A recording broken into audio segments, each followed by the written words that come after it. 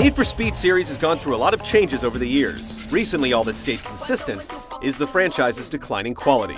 Need for Speed Shift marks yet another new direction, ditching cop chases and cheesy movie sequences to focus on a more authentic racing experience. Does it have enough horsepower to jumpstart its reputation?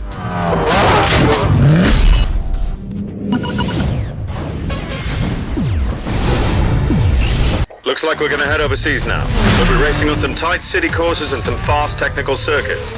Shift's Career Mode tests your driving skills in over 200 events as you rise through the ranks, with your ultimate goal being to compete in the Need for Speed World Tour.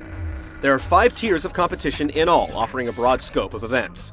There are standard races, time attacks, and drift challenges, as well as lengthy endurance races and car battles, which pit 2 very similar vehicles against each other. You advance to higher tiers by earning stars through podium placement, earning driver points, and completing bonus objectives, such as maintaining the lead for a full lap. There's plenty to do in each tier, and higher ranks become available long before you've exhausted earlier options. Your driver profile, which tracks your driving style as it evolves, develops in parallel with your career progression.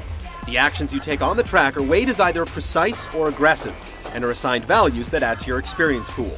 Depending on which way you learn, you earn special badges that illustrate your driving behavior. When you earn enough points, your driver levels up, giving you access to more customization options, additional garage slots for new cars, and invitational events in line with your driving style. The vehicle selection isn't exhaustive, but Shift's stable of more than 65 cars centers on the most desirable vehicles out there, without padding the numbers with minivans or superficial variations on other models. Many cars can be upgraded with body kits or nitrous tanks, and tuning-minded players can choose to work with either general attributes, like balancing top speed with acceleration, or get in deep to tweak stuff like tire pressure and gear ratios. Visual customization isn't quite as robust. You can add aftermarket rims, repaint vehicles, choose pre-designed liveries, and add vinyls, but there aren't any tools to let you copy vinyls from one side of the car to the other, or to create designs from scratch. A simple photo mode lets you upload snapshots, but replay options are limited, and there's no function to save replays either. There are over 50 track layouts, including famous locations like Brands Hatch and Laguna Seca, as well as fictional tracks in cities like London and Tokyo. Shift keeps the action limited to professional settings, but there's a fair mix of stadium venues, city routes, and wooded endurance courses. Online options include versus races for up to 8 players, and if you try to cut corners online, you'll be penalized with a temporary speed cap. Your driver profile carries over to online play, so you can continue to earn badges and experience. Additionally, there are one-on-one driver duels, which let you face off against another driver with predetermined cars and tracks to see who can win 2 out of 3 rounds. Winners move up to the next bracket with more challenging cars and opponents, while losers are kicked back down to round 1.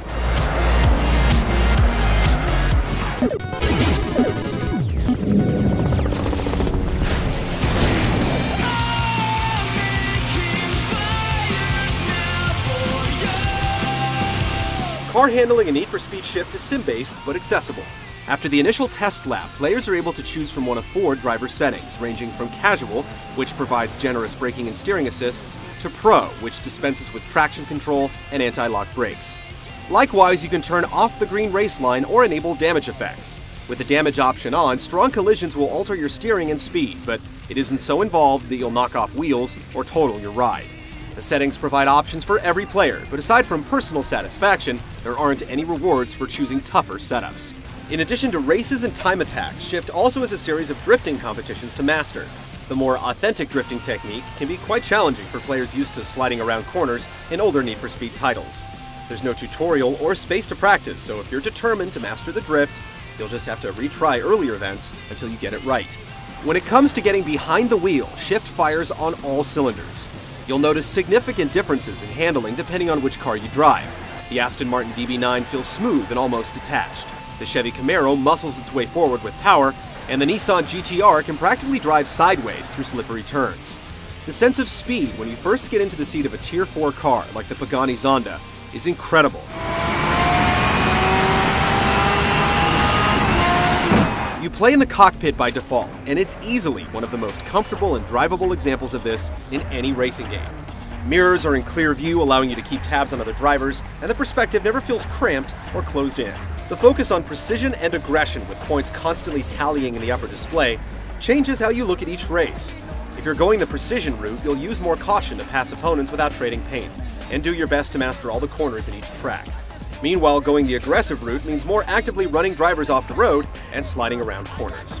The AI drivers adapt and react to your driving style, but they tend to be fairly aggressive in general, bumping into each other and actively blocking you from passing. It's not uncommon to see drivers ahead of you crash into each other or simply blow a turn and slide off course.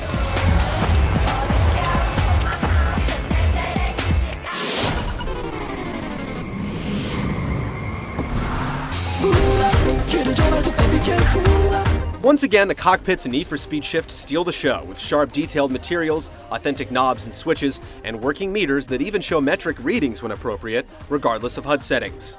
Your dash reflects against the windshield, and when you crash, your view goes blurry as your driver struggles to catch his breath. Driver animations follow your actions as you steer, shift, and slam the accelerator. The only thing curiously missing is any form of handbrake animation, but it's great nonetheless to play with the HUD turned off every now and then. Taking away from the visual punch are unimpressive damage models and a glitchy dynamic replay camera. Lengthy load times force you to stare at dull tip screens, and the PS3 version is hampered by increased aliasing issues that appear when playing in SD, as well as a few more frame rate hitches. On the audio front, Shift features loud roaring engines and environmental effects that send the sweet piston songs echoing back at you as you pass by shipping containers or other hard surfaces. It's wonderful overall.